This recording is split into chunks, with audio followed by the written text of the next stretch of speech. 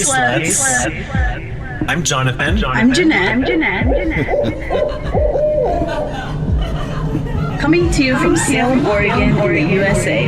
A rooftop in Montreal, Quebec, Canada.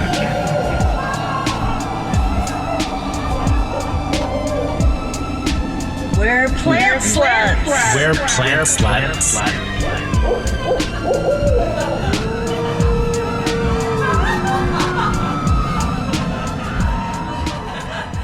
You know, I had nightmares last night. You had nightmares? About this podcast. I was like talking in my sleep and I had a dream that we had like a really long segment and it was like really cool and like successful, or like it was really interesting and I was like, wow. And then I realized that I wasn't recording it and all I had was like your reactions. God. Anyways, no. Yeah. That is haunting. Yes, it's haunting. Hey sluts. Hey sluts. Happy October. This month our garden takes a dark turn. We're summoning some of the creepiest, most mysterious plants to haunt your earbuds. Grab your broomsticks. I can't speak. Grab your broom. Oh my God. Why can't I say that word? Broomsticks. Grab your brooms. Grab your broomstick. The fuck?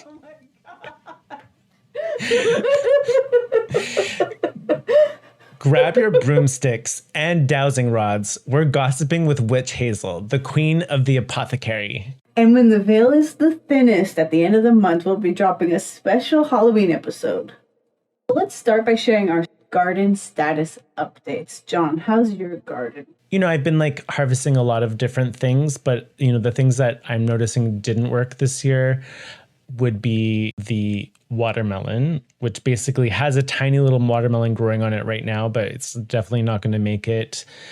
My tomatoes were like, okay, there are some tomato varieties like this fuzzy peach tomato that I really love. That didn't really do so well. And my broccoli, like, I don't know, like I tried broccoli this year and I'm not really sure what's going on with it. It's putting up all these different sprouts and it's a sprouting type of broccoli, but like, it's not edible. It's not really sure what's happening there. Other than that, everything is just kind of in end of season limbo. Yeah. Jeannette, what's your garden update? So I accidentally killed a grasshopper. Some eggplants just started coming in. And so the leaves were getting eaten. So I thought, I'll just spray a little neem oil on the leaves, really like carefully to make sure that I don't get on the flowers or anything. Mm-hmm. And as I was spraying it, a grasshopper just like crawls up it from in between, like gasping for life, coming towards me. Like, and I like tried to get it out and it kept slipping down. And then it was like, I was like, oh my God. And meanwhile, like on my way back in the house, I like smashed 10 vine borer bugs, you know, like with my bare hands. I'm like, yeah, I hate you. And I'm like burning them. But I'm like, oh my God, that one grasshopper, no. I also hosed off my neighbor's, the landowner's shed. It's behind my garden box on the side of my house. Okay. Because it was covered in vine borer eggs. And there are no vine borer eggs on my house, on my siding, just that siding. So I just hosed it off with water. I didn't put anything on it. And I'm hoping that might drown them. But now I'm looking it up and realizing I need to maybe put some beneficial nematodes in the area in the spring. Because I haven't been able to grow any vining plants. Probably last year I had a lot out in that area. And I think they just went crazy, so. Crop rotation is really good for pests like that, but we still have a ton of vine borers just hanging around, even though there are no vines. Yeah, I think I once had read that it takes 3 years. So if you don't grow, I guess it's squash, vine borers are what, zucchini, squash and all that. Pumpkin. Right. I think cucumbers. Yeah, because they're all part of the same family. So I think if you don't grow them for 3 years, it should be sufficient. But I think you'd have to have people around you do the same thing. Like I think like your neighbor, if they were to grow things in that family, then forget it. It's beneficial nematode time, I think. Yeah, fuck them. Their time is up. Yeah. On that note, it's time for Gripes and Grapes, the segment where we serve one salty take and one sweet one. Not therapy, but it's kind of close. Jeannette, do you have a grape? I mean, I have so many grapes. I just had a grape, but my other grape is fungus gnats. Mm-hmm. We don't usually talk much about houseplants as much as I'd love to open this up, but I know they're hard for you, John. Thank you, Jeannette, for outing me. For the longest time, I had what I called a plant graveyard, houseplant graveyard, where in the corner of my kitchen, I would assemble all of the dead houseplants that died throughout the winter, and it just like piled up. I feel like you're very stark, like outdoor planting versus indoor, and I know your ex was the indoor plant person. Yeah. I don't know if it was like intentional or not, but most of the plants after he left died. Like intentional on my behalf. Yeah. Do you think you could ever get into houseplants again? Yeah, I could. I just don't have that much sun in my house. But I do bring in cardamom and the grapefruit tree that I bring in the winter. That's not a house. I mean, it's a plant that's in the house. Okay, right? yes, like, you bring in your my over my very winter. Okay. Not very hardy plants, and those become my house plants. So, okay, no. Maybe the answer to that then is no. So tell me about fungus gnats. I think those are the ones that kind of grow in the soil. I've heard of them. Yeah, they grow in the soil. They become little like flies. And so you have flies. It happens from having like damp soil. That's where they really get into it. I'm always trying to get rid of fungus gnats. Really? And I don't have a huge outbreak right now or anything. Nathan and I went to a conservatory, I think in San Francisco, and we asked the person working in the gift shop, or maybe it was Seattle. Anyway, what do you guys do about these fungus gnats? And she recommended Ceylon cinnamon. Oh, Ceylon cinnamon? And so that was my first thing I tried. I still would have fungus gnats. I mostly notice them if I was moving the plant or near the plants, especially in the bathroom where it's more moist. And so then it was time for bigger measures. So I'd get the little sticky traps, the little yellow ones, and those help a lot. My last thing I've done is getting mosquito dunks. Yeah. You can bake the soil too. I got mosquito dunks to put in the watering can. I've seen that. Yeah, that releases I think it's a nematode that eats the fungus gnat eggs. Right. And I think that's been helping because I'm a chronic underwaterer just because of the gnats, but also, I forget to water the plants or whatever. And they're fine. They're happy. They don't care.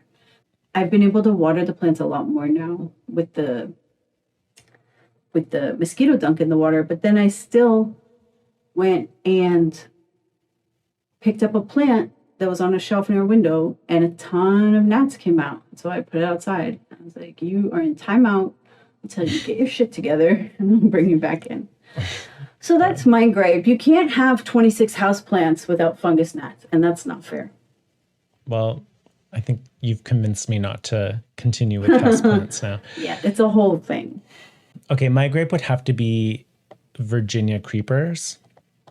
Oh my God. Yeah. In Italy, they're called Canadian vines, interestingly. Interesting. They're a popular vine here because they're super hardy and they crawl up houses. So a lot of like the houses, like I think in Boston, you have like the Boston ivy here. I mean, Boston ivy can survive here, but just Virginia creepers are so much more hardy to this zone. Yeah, I have Boston ivy and it's not doing very well. But my neighbor's Virginia creeper that I keep shoving back over the fence seems to be growing at an amazing rate. This is my grape, Jeannette. I'm just kidding. Oh, sorry. I always have a grape. Yeah, well, so I actually planted the Virginia creeper, so I'm to blame. I'm to blame. I also planted, and maybe this is like interesting. So I also planted Boston, like a type of Boston vine. I guess it's kind of just gone a bit out of control. So in the front, I only have planted the Virginia creeper in the front of the house, and it has now kind of latched onto my cherry tree. It's running through my raised bed part of the front of the house, and it's creeping up, the neighbors' plants. And I don't have the spoons to deal with it at the moment. Is it an invasive plant? Washington just banned English ivy because it's gotten loose in the forest and it's killing trees. Is this a similar thing? I think so, yeah. Yeah. It's not being banned. I do see it running through wooded areas. But I do also have the Boston ivy in the back, and there is also Virginia creeper on the back, but from my neighbor's house. And there's a big condo building right on the lot line in my backyard. And I planted Boston ivy that creeped up that same building. And then, to the left, there's the Virginia creeper that climbed up all the way to like the third floor of the condo building. Last year or the year before, there was a huge windstorm, and it ripped off all of the Virginia creeper, and 3 floors of the Virginia creeper fell into my backyard, crushing all my plants. And the interesting thing is that the Boston ivy stayed, and it didn't get ripped off. So that kind of convinces me that Boston ivy is like a better plant for that. And I think it has to do with the way that Virginia creeper kind of has these vines that grow off of it and hang down, whereas the Boston ivy is kind of like really snug on the surface. Yeah. I mean, not for nothing, but Boston. I'm just kidding. Sorry. No. Do you have any grapes? I sure do. Oh. My grape is pizza. Okay. My San Marzano tomatoes. Yeah. I got a lot of them, and I blanched them and froze them because I am not a canning bitch. I will freeze my produce. Thank you.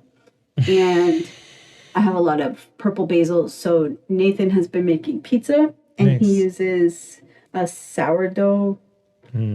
Yeah, he's been using the tomatoes and the basil, and we've been eating pizza.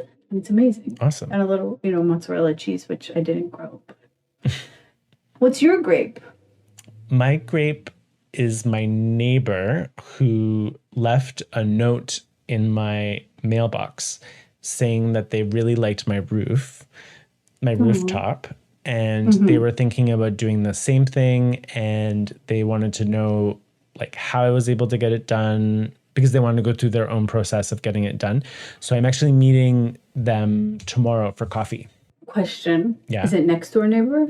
No, it's no, luckily not. It's the neighbor who, like, if I were to walk to the end of my rooftop and kind of turn my head to the right, it would be like the neighbor kitty corner from me. So not at all. Like, I could theoretically kind of lean over, and if they were also at the edge and leaning over, we could like wave to each other, but they're not going to be a nuisance if they have it as well. That's what you were thinking, like right? Like seeing no, that you would be terrible. Oh my God. in your kimono, getting the slugs with chopsticks, or just like peeing in your watering can. Yeah, in my watering can, which I have done now. Yeah, because right now it's super private. I was up there earlier just in my underwear sunbathing. Nice. Oh.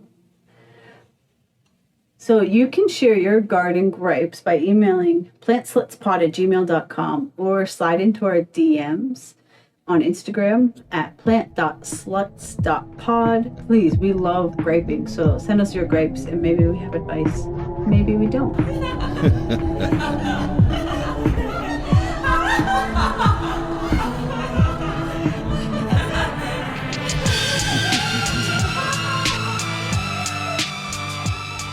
Now it's time to grab a mug, pick some herbs, and spill the tea. Jonathan, You said you may have some garden tea this episode? It's kind of a combination of a grape and garden tea. It's about my neighbor who, I guess the neighborhood is super dense. I'm talking so much about my neighbors, but they're all different people.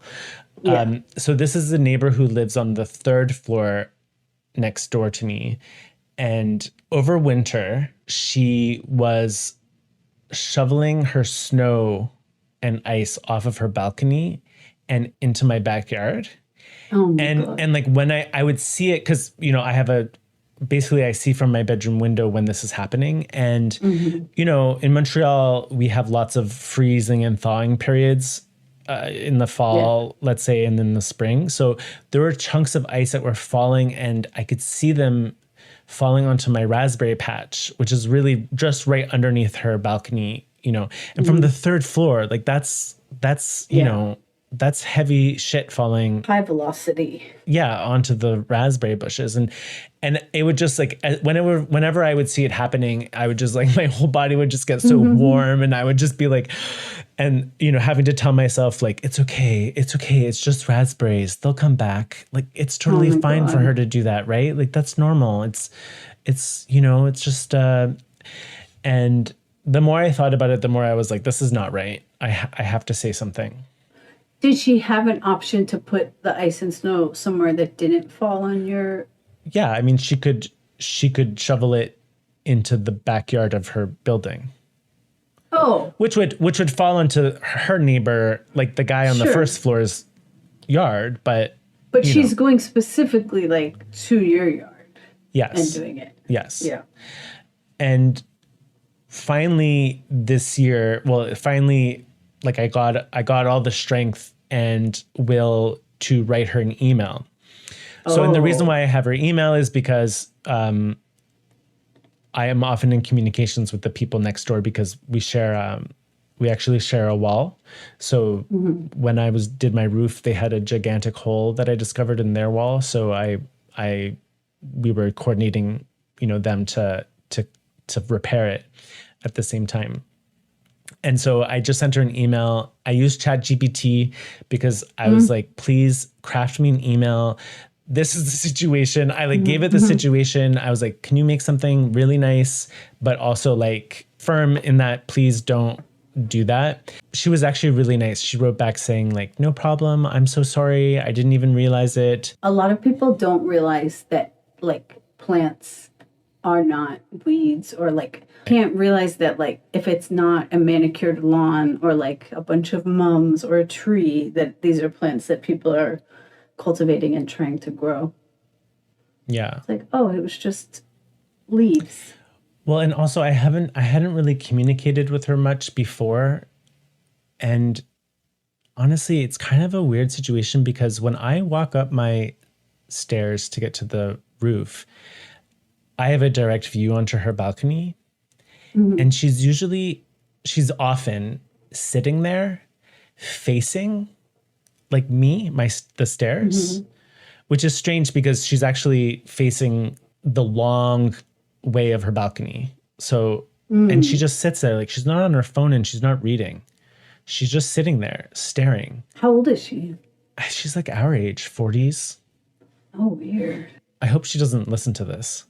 But if she does, yeah, turn. Like if she does, like just wave and smile or talk to me, you know, like yeah. I mean, I got into the habit of like waving to her, but it's very awkward, you know. I mean, that's been my tactic going back to school. Just wave and smile at people before you can decide whether or not they would wave and smile at you, or if you even know each other. I'm just screaming good morning to everyone I walk past because it's less awkward, and then they have to say it back. That's growing up, learning that. If you have any garden tea, send us an email at plantslutspod@gmail.com.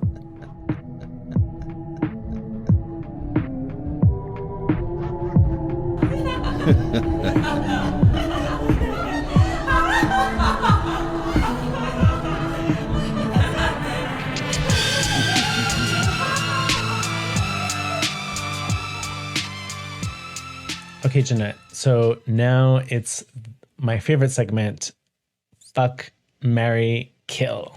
Woo! I'm going to give you 3 different creepy, spooky plants because it's October, Ooh. spooky October. And you will tell me which one you will fuck, which one you'll marry, and which one you will kill. So the Okay. first one is deadly nightshade. So this is the one that grows like a weed, right? Yeah. With like little purple berries. It's interesting. I just found out that black nightshade, which I have growing a lot in my yard, isn't deadly and it's edible.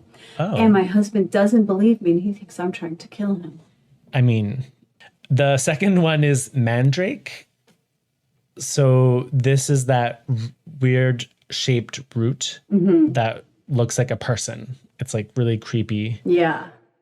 And the third one is ghost pipe, Monotropa uniflora, which is a pale, haunting, and it's kind of a bit translucent, and it actually doesn't photosynthesize. Oh. So it's like pale white. It's Yeah. it's like an Irish baby. And I've heard you can't I've heard you can't grow it. Like you have to just find it. Is that true as far as you know? As far as I know, it really relies on a type of fungus to feed it Oh, yeah. energy, like carbon and sugars. And so, yeah, I don't think that they've been able to propagate it because of that, because it's like people don't really understand fungal networks yet. Interesting. Okay. So Deadly Nightshade, I feel like, is very cool, very sexy, but also wants to kill me, right? Mandrake is also like that screaming root baby, but I do remember it from The Sims 3. If you do the Magic expansion pack, you can garden Mandrake. I've played Sims probably even recently. It's on my computer right now, and Jeannette. it's always Sims 3 though. I'm not gonna play Sims 4. And I spend the entire time playing Sims gardening. So Really? at some point, they're funny. always gardening. It's like no job, you just garden all the time. So then I just started actually gardening, and that helped me play less Sims. And then there's Ghost Pipe, which has a lot of medicinal qualities, I think, or maybe it gets you high. I don't remember. And it's really hard to find. So I think I would take my chances and fuck Deadly Nightshade because it seems cool. Really? I would marry Ghost Pipe because they're so hard to find. Keep it around. Always have it there with me. You got to lock that stuff up. Lock it down. Yeah, lock it down. with Ghost Pipe. But then kill Mandrake because it's a screaming baby. Yes. That's unnecessary. Yes. For my lifestyle with Ghost Pipe. We don't need that.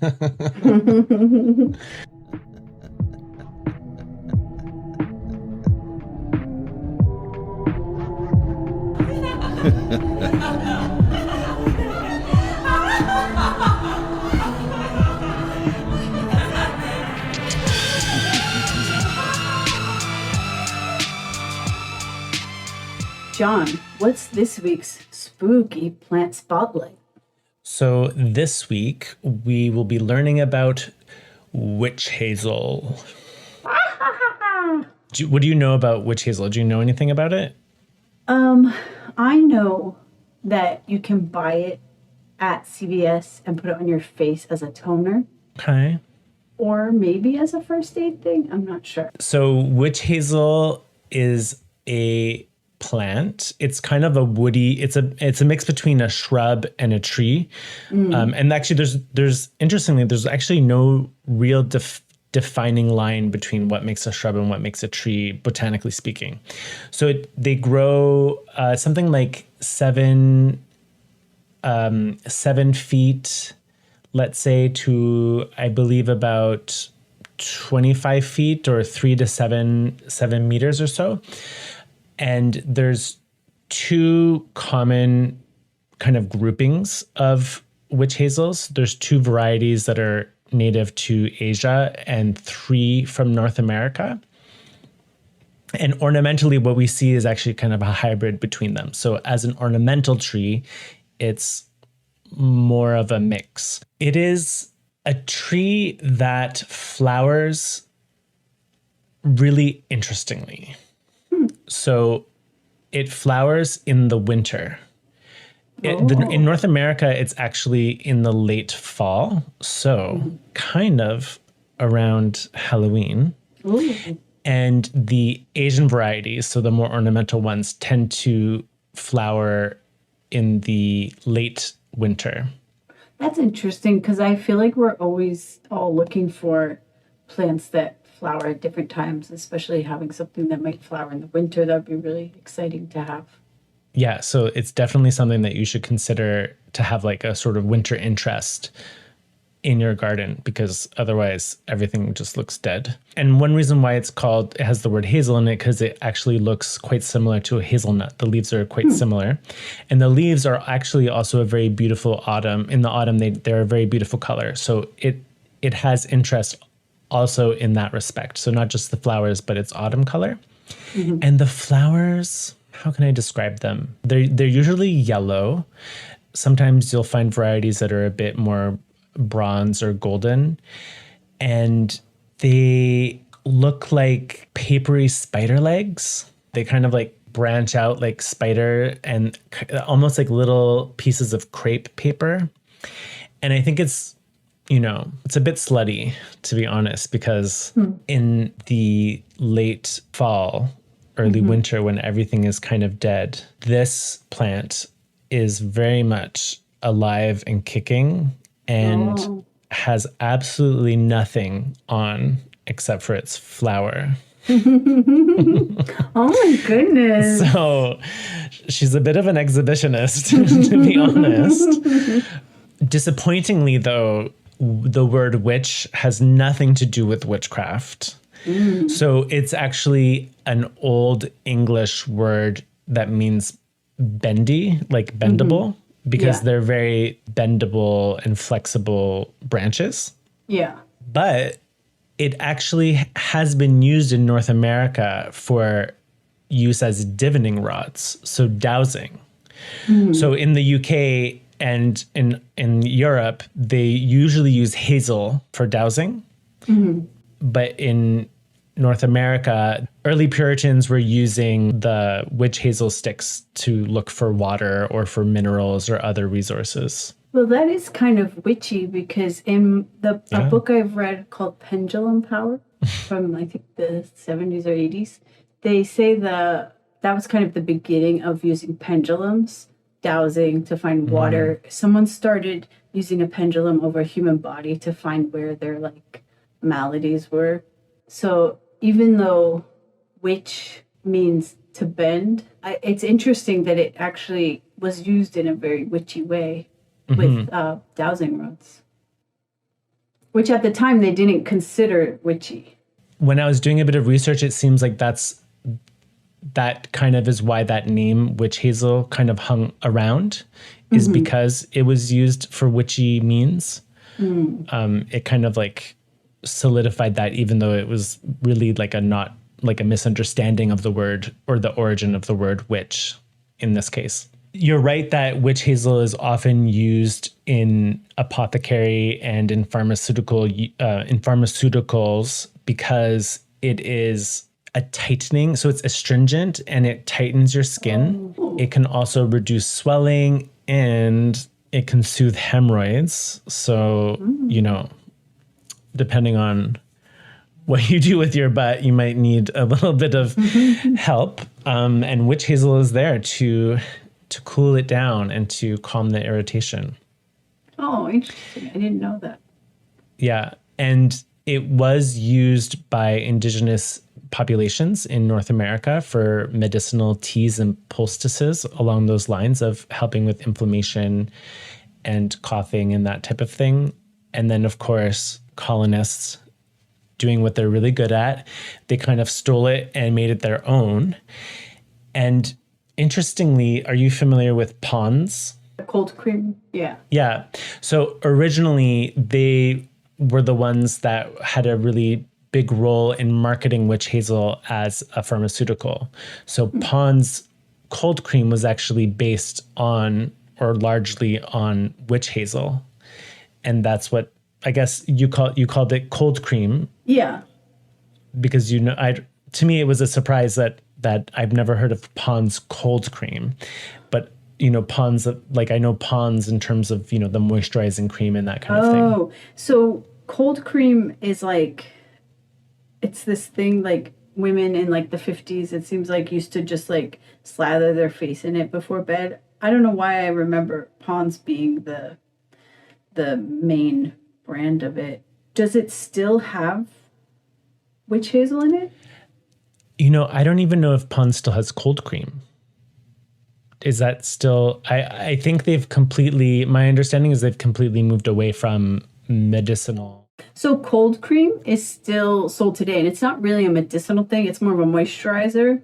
And I just looked it up. It's oil and water, and it leaves a protective wax layer on your skin after the water evaporates. So it like cools and hydrates. And it used to be made of beeswax oil and floral water, but now it's made with mineral oil. Right. And it's used as like a cleanser and a makeup remover. And that's why I think if you think of, I don't know, like old movies or TV shows where the lady's sitting in front of a mirror and putting cold cream all over her face, the white moisturizer, it was to take off their makeup. Oh, interesting. And the witch hazel actually has a very nice smell to it. The flowers are very fragrant.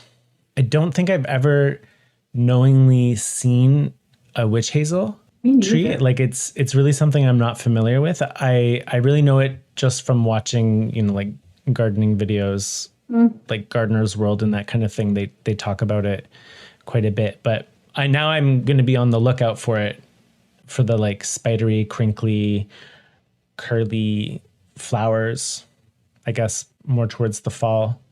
It seems like an interesting plant to have. Do you know if it's easy to grow or what regions it grows well in? In North America, I believe like it can grow in many different zones, and it's apparently it's very flexible. Like you can grow it in all different kinds of soils.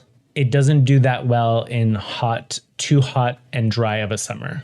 If you want to grow it in like a really hot and dry place, you would probably need to plant it as like an understory plant, so under like a bigger tree. But if it's like cold in a colder climate, like maybe in Montreal where I am, I would be able to grow it in full sun. Also, the seeds. So first, it's unique in that it is one among a couple situations where the flower and the seed or the fruit are visible at the same time. Mm-hmm. So the flower, while the flower is open, you can very well see that its seed is there. And then I guess when it gets pollinated, it doesn't really change shape. It doesn't like develop a large like engulfed fruit. Mm-hmm. It just kind of stays the same. It really is an exhibitionist showing its seed the whole time. Wow. I mean, you know what you get, Yeah.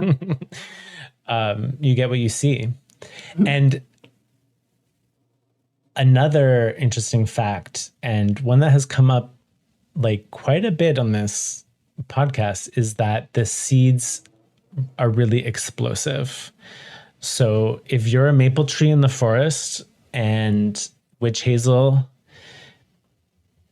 gets off, you're very likely going to be hit with its seed. Oh, man. Wait, it actually, like... It explodes with, like, force. With force. Exactly. What was the last plant that had that? Primrose, I think, was explosive. But I think there was another one. Oh, mulberry. Yeah. Oh, yeah, the mulberry tree is also very explosive. I guess it's a really common dispersal mechanism. Yeah. But yet we don't see exploding seeds all the time. Yeah, well, I mean, I think you just need to open your eyes to that. Yeah. I need to. No, I think it's just because they're so small and minuscule. Like Yeah. you probably don't notice. Pew, pew. Yeah. I mean, who knows? Like you think you have dust in your eye, but it could be like, you know, my a mulberry God. tree that just spewed in your eye. Ew. It's fertilized seed. Nasty. So that's basically my profile on Witch Hazel. Well, would you like to know my zodiac profile on Witch Hazel? Tell me. According to Cunningham's Encyclopedia of Magical Herbs, Witch Hazel is masculine. Okay. Yeah. Okay. Element is fire. And the planet is the sun. I know the sun is not a planet. Please don't come at me for astrology. And if you put those three together, that makes Witch Hazel a Leo dude. Right. Yeah. I'm a Leo rising. That's probably why I am on a podcast. Leos are known kind of to be like dramatic and outgoing and like center of attention type people. So if we're thinking of Witch Hazel as a Leo man, he would tend to radiate energy, confidence, and a magnetic presence that draws people in. At his best, he's generous and warm-hearted and a natural leader who makes people around him feel seen and celebrated. And he thrives on admiration, loves to be in the spotlight, and whether that's through charisma or through the flair for storytelling or the ability to command a room. Or their flower just hanging there out in the bare, So Leo. the bare winter forest. Yeah, so Leo.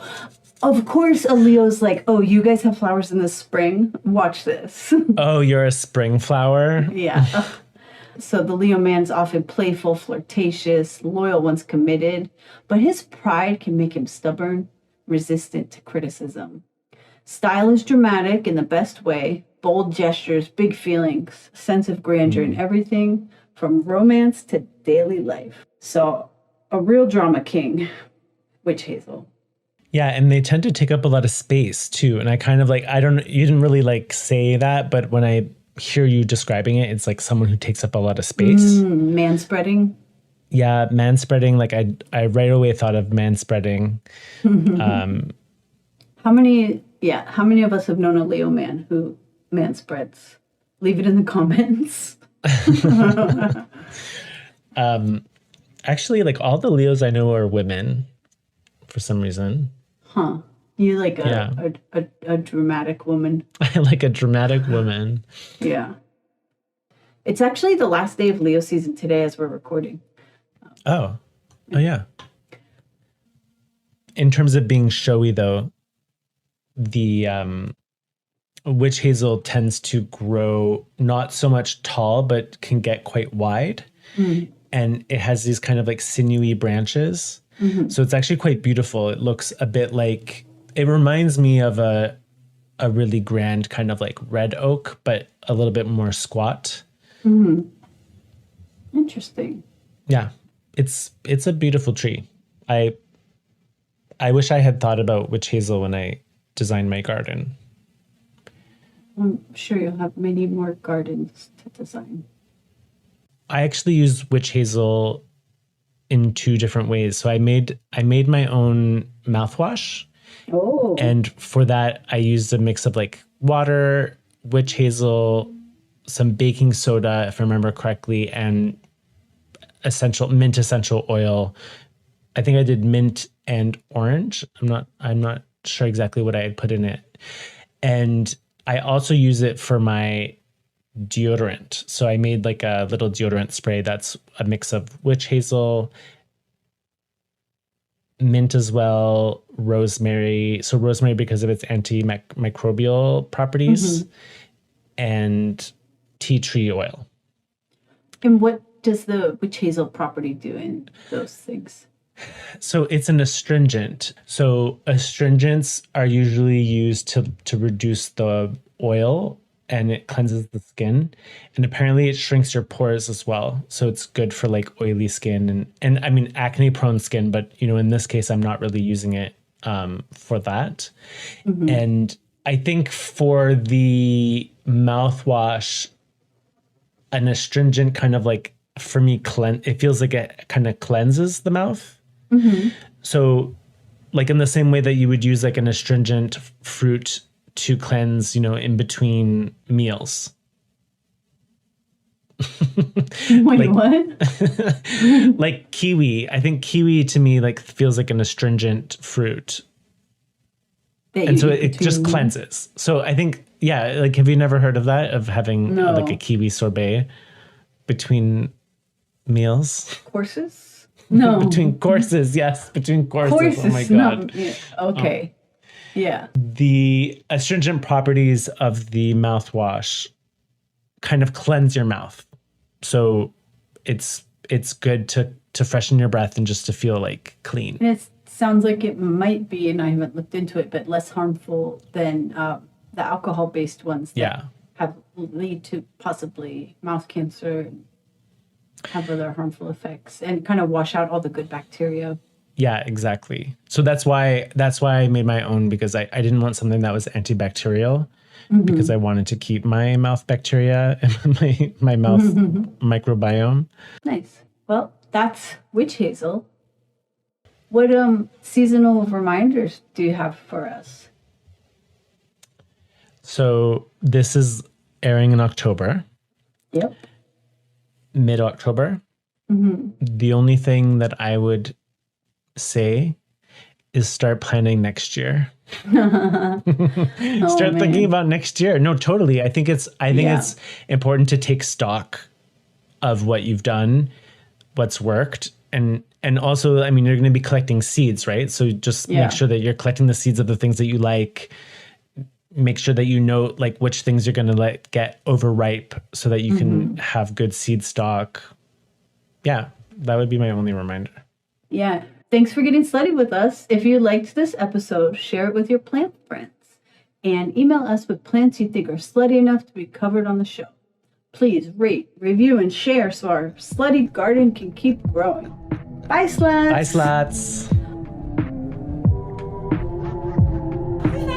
sluts!